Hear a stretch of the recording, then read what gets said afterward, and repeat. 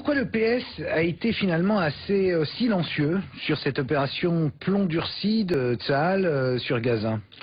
Il a fait des prises de position, mais il y a un débat à la direction du PS sur quelle doit être la position de socialiste. Est-ce que ça doit être une position opportuniste, c'est-à-dire si l'opinion publique dans un sens, on va dans le même sens que l'opinion publique, ou est-ce que ça doit être une position de principe?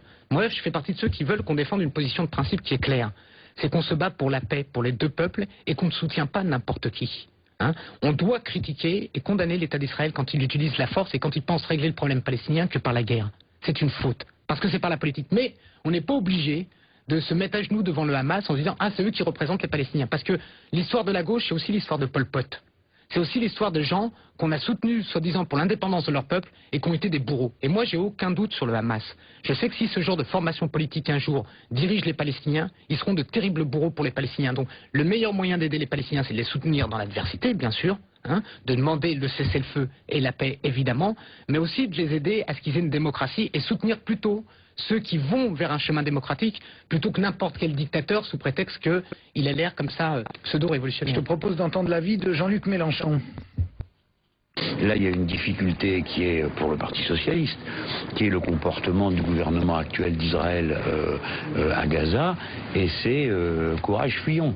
Dorénavant, le PS a décidé qu'ils vont que dans les manifestations où il n'y a que des gens qui disent comme eux.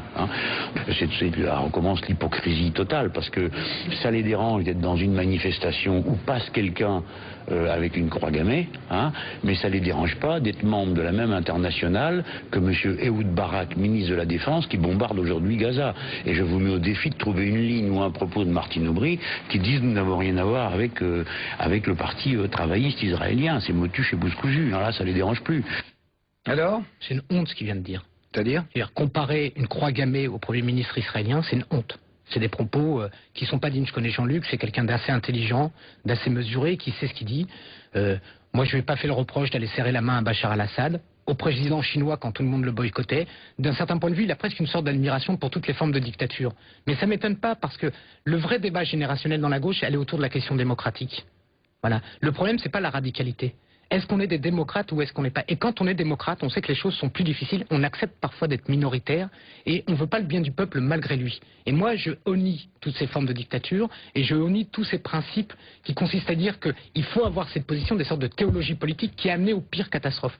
Moi, je suis d'origine algérienne, mon père a fait la guerre d'Algérie, mais j'ai vu aussi comment, après, en Algérie, les Algériens ont vécu sous le parti unique. Et j'ai vu ce qui s'est passé après. Et il y a plein de pays où c'est passé comme ça. La démocratie, elle est valable pour tout le monde. Et donc ces propos vraiment me gênent. Et la comparaison croix gammée et Premier ministre israélien, c'est d'un goût douteux.